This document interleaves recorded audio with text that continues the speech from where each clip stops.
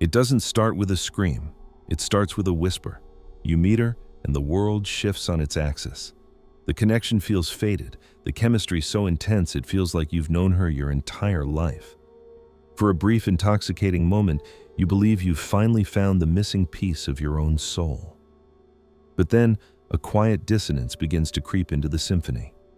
It's a subtle, unsettling feeling you can't quite name. It's the feeling of constantly being misunderstood, of having your words twisted. It's the exhaustion of walking on eggshells in your own home, the place that's supposed to be your sanctuary. The peace you once took for granted is gone, replaced by a low, persistent hum of anxiety. You start to realize you're not building a life together. You're being systematically dismantled, brick by brick, by an architect of chaos you willingly let into your life. This video is not just a warning. It is a survival guide. It is your field guide to the 7 most destructive patterns of behavior that will not only steal your peace, but will methodically dismantle your self-worth, your career, and your very sense of reality. And let me be clear, this is not about attacking women. These toxic patterns are human problems, and men are just as capable of exhibiting them. But this guide is for the men who have felt the gut-wrenching confusion, the silent pain, and the slow erosion of self that comes from these specific dynamics. By the end of this video, you will have the foresight to recognize these blueprints for disaster, not when the house is already collapsing, but from the moment the first stone is laid. We will dissect how they operate, the subtle tools they use, and the devastating long-term damage they inflict. Staying until the end isn't just about learning 7 labels, it's about acquiring a new lens through which to see human interaction, one that will empower you to protect your mind, your heart, and your future. This knowledge is the key to walking away from a fire before you get burned, and toward the healthy, supportive partnership you deserve. Now, let's get started. First is the master of disguised intent, the controller. This relationship doesn't begin with chains.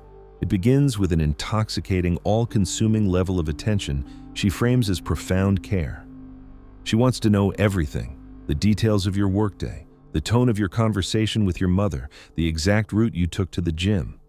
At first, it feels like a warm blanket of affection. You think, wow, no one has ever been this invested in me. She really cares. But you soon realize it's not a blanket. It's a cage being built around you, bar by bar. The controller operates by strategically shrinking your world until she is the only thing in it. It begins with seemingly innocent suggestions. She might say, "That shirt doesn't really do you justice, you should wear the one I like." It sounds like a preference, but it's a test of compliance. Soon her suggestions about your friends become more pointed. A night out with your buddies is met with a pained look and the classic line, "I was really hoping we could have a quiet night together. Don't you want to spend time with me?" This question is the perfect trap. It reframes your need for autonomy as a rejection of her. The end game is to sever your lifelines, your friends, your family, anyone who holds up a mirror to your life and might have the audacity to say, "Hey, this isn't right." She doesn't want to be part of your world. She needs to be your world. Then, the control extends to your resources. It might start with her offering to help you manage your finances, insisting she's just more organized or better with money. Before you know it, your paychecks are going into a joint account that you have limited access to. You find yourself in the surreal position of asking for an allowance from your own income just to buy lunch or a coffee. This isn't about partnership or budgeting. It's about power. By controlling the money, she controls your freedom of movement, your ability to make independent choices, and ultimately, your ability to leave. Her most insidious tool, however, is relentless, soul-crushing criticism disguised as helping you improve. She micromanages every facet of your existence, how you load the dishwasher, how you drive, how you negotiate a work contract, making you feel incompetent and fundamentally flawed without her guidance. Imagine you've been driving for 15 years without an issue. Suddenly, every car ride is a tense ordeal.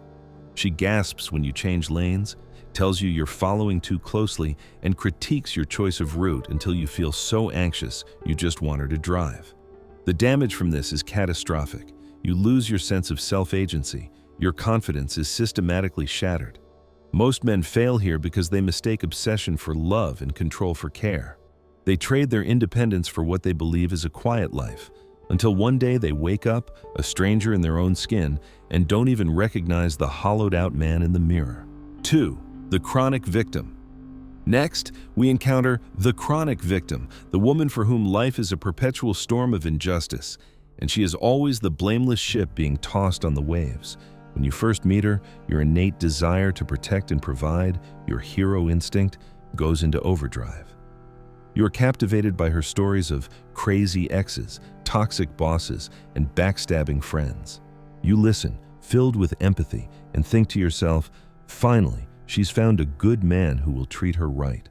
You cast yourself as the knight who will slay her dragons and rescue her from a cruel world.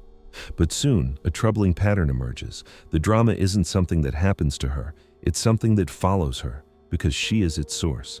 You realize you are just the next character in a long-running play where she is the perpetual damsel in distress.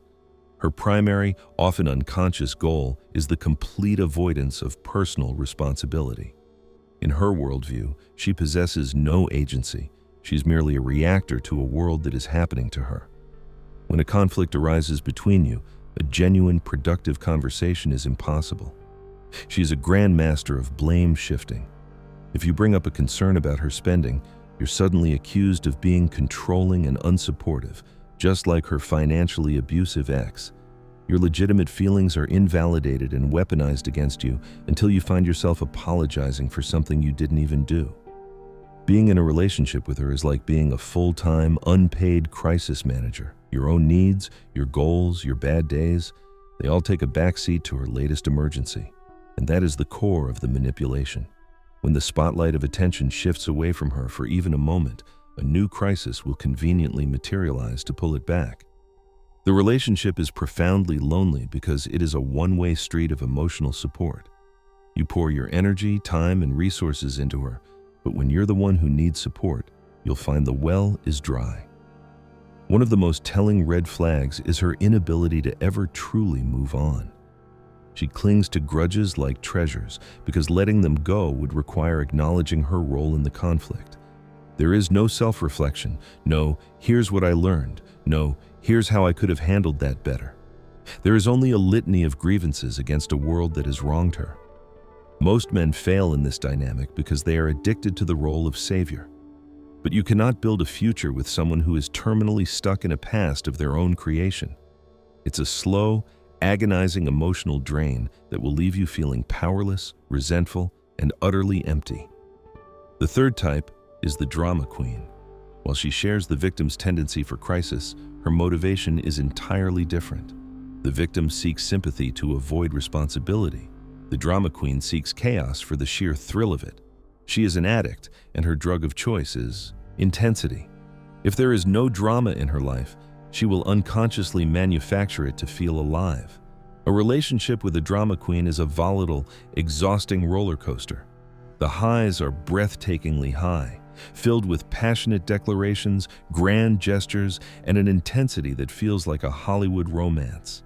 But the lows are devastatingly low, characterized by explosive, irrational fights over the smallest of things, followed by dramatic breakups and tearful reconciliations, sometimes all in the same 24-hour period. For her, a stable, peaceful, and predictable relationship feels boring and dead.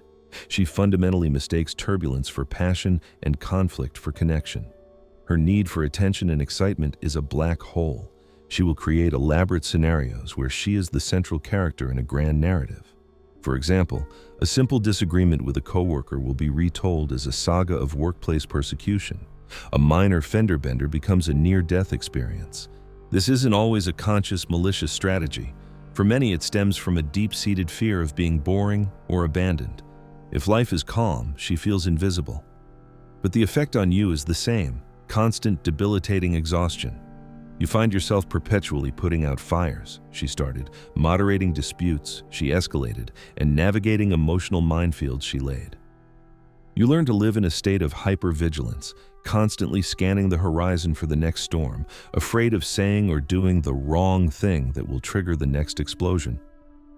Over time, this relentless cycle of chaos takes a severe physiological toll.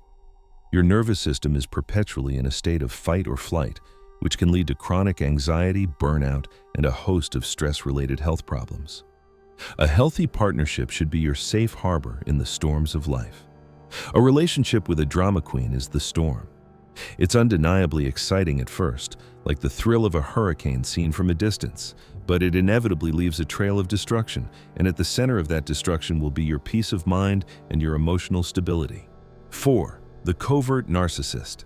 Of all the destructive patterns, this one is by far the most deceptive and insidious, the covert narcissist. Unlike the grandiose look-at-me narcissist who is easy to spot, the covert type operates from behind a masterful disguise of humility, sensitivity, and even victimhood.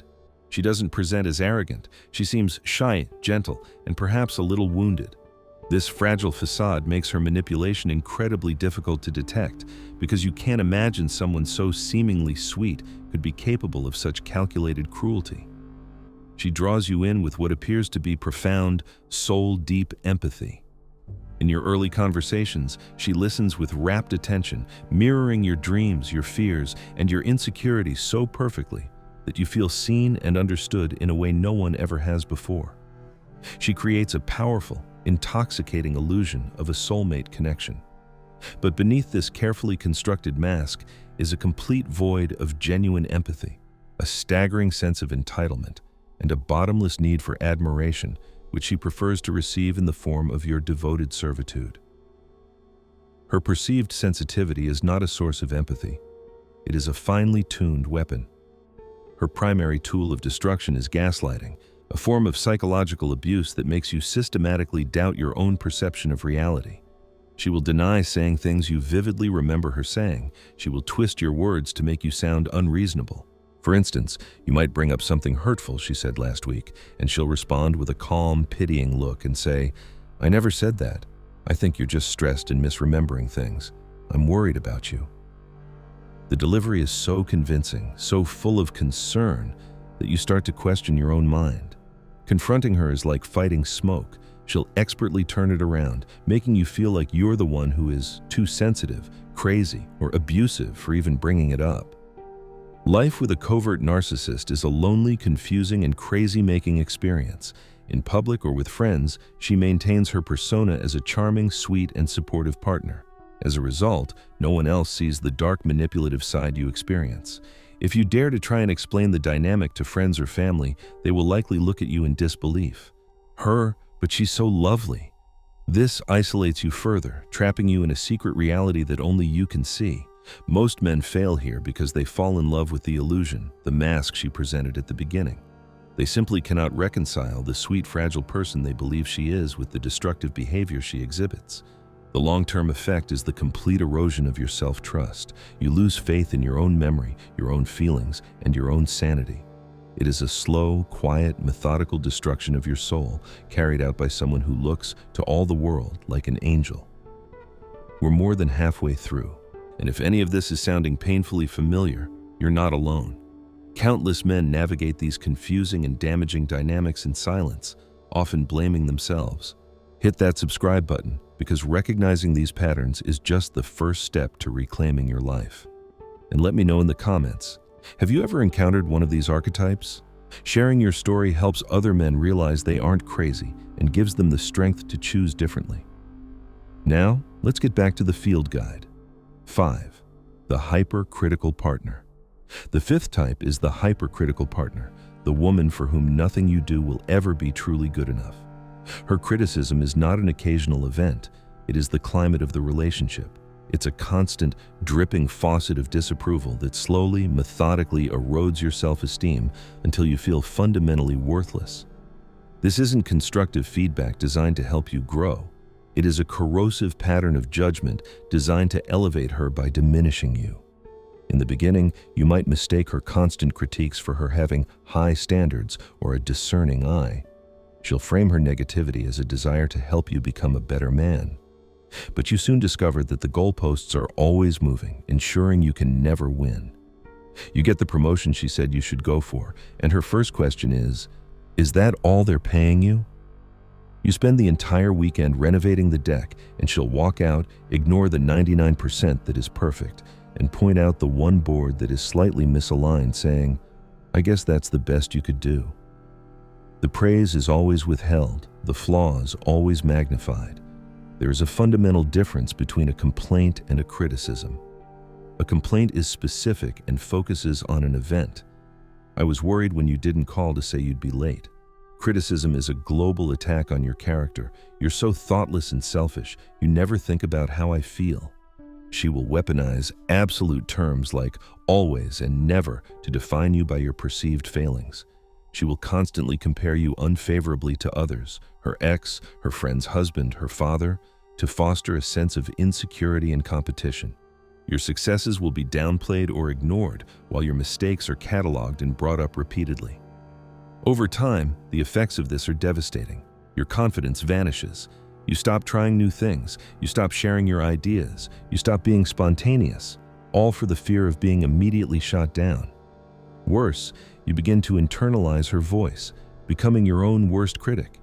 You start to see yourself through her hypercritical lens, and the feeling of being not good enough becomes your new normal.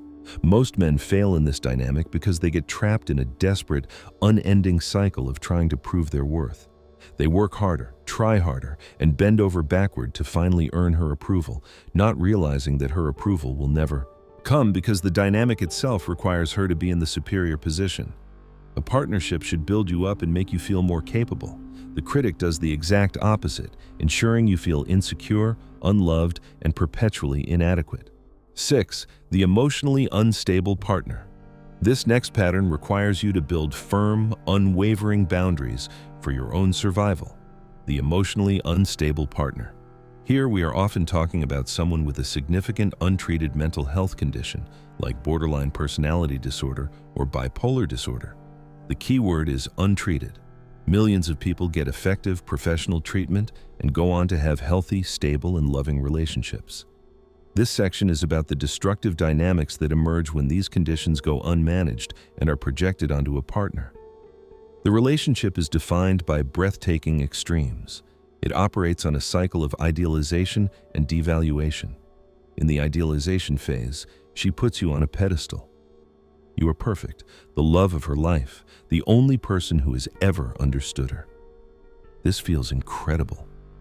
It's a euphoric, addictive high that creates a powerful, instantaneous bond. But this phase is always, inevitably, followed by a sudden, shocking, and dramatic devaluation. A small, innocent mistake, like being late from work or having a different opinion on a movie, can trigger an intense, disproportionate reaction. In a blink of an eye, you are no longer the savior. You are the enemy, the source of all her pain, and she will treat you with contempt, rage, or icy withdrawal.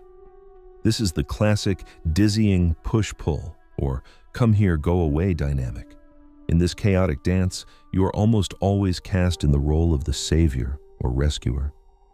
You see her profound pain, her vulnerability, and her desperate pleas for stability, and you want to be the one to fix it. You want to prove that you are not like all the others who abandoned her. This desire pulls you into a powerful trauma bond. You become addicted to the euphoric highs of the idealization phase and learn to endure the brutal lows of the devaluation phase, always hoping that if you just love her enough, if you're just patient enough, you can save her and get back to that perfect beginning. But here's a fundamental, non-negotiable truth. You cannot fix her. A person's mental health is their own journey and their own responsibility. You can be supportive of her getting professional help, but you cannot be her therapist. Staying in a relationship where you are the primary target of unmanaged emotional chaos, where you are constantly idealized and then demonized, is not noble. It is an act of slow-motion self-destruction. It will take a severe, lasting toll on your own mental health, leaving you with anxiety, depression, and a shattered sense of self. Setting a boundary and even walking away is not cruel. It is an essential act of survival. It's a tragedy when someone is suffering deeply, but it becomes a double tragedy when they pull you down into the darkness with them. 7. The transactional partner. Our final type is the transactional partner, or let's dispense with the euphemisms and call her what she is, the gold digger. This relationship is not built on a foundation of mutual love and respect. It's built on a balance sheet. Her affection, her warmth, and her intimacy are not freely given. They are commodities, directly tied to what you can provide for her financially. When you first meet, this pattern may be skillfully disguised. She won't ask for your bank statements on the first date, but over time, you'll notice a consistent and revealing theme. Conversations about the future invariably circle back to your career trajectory, your earning potential, and the material possessions you can acquire together.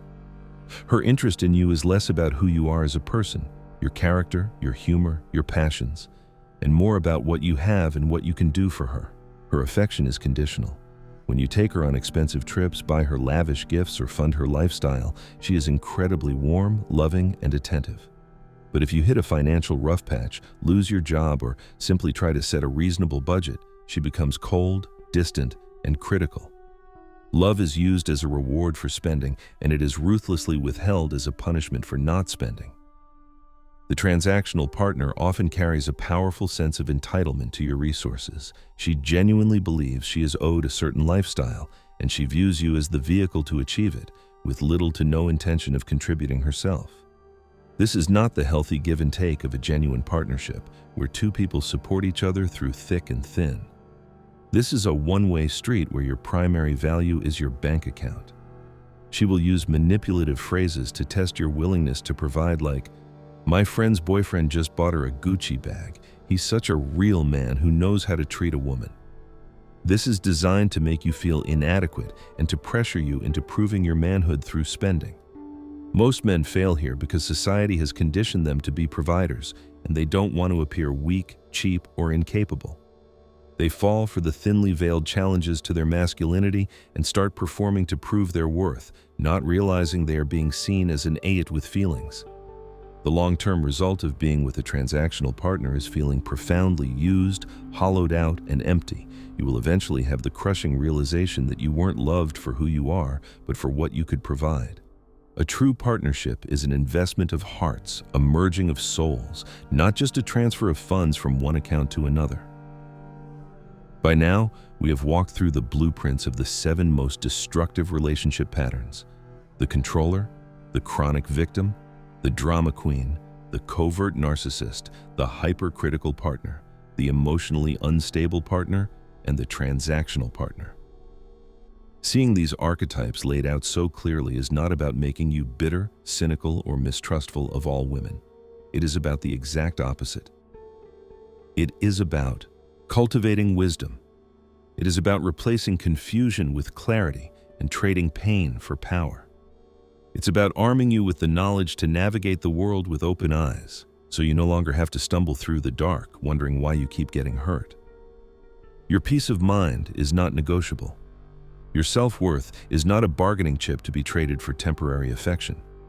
Recognizing these red flags from a distance gives you the ultimate power, the power to choose differently, the power to walk away from dynamics that drain you, diminish you, and destroy you, and the power to hold out for a partnership that is a sanctuary, not a battlefield. A healthy relationship should magnify your strengths, support your growth, and be a source of peace and joy in your life. Never forget that. Walk away from chaos like a man who knows his own value, because the strongest men are not the ones who can endure the most pain from the wrong woman. The strongest men are the ones who recognize her early, value their peace above all else, and have the courage to walk away, keeping their spirit and their future intact.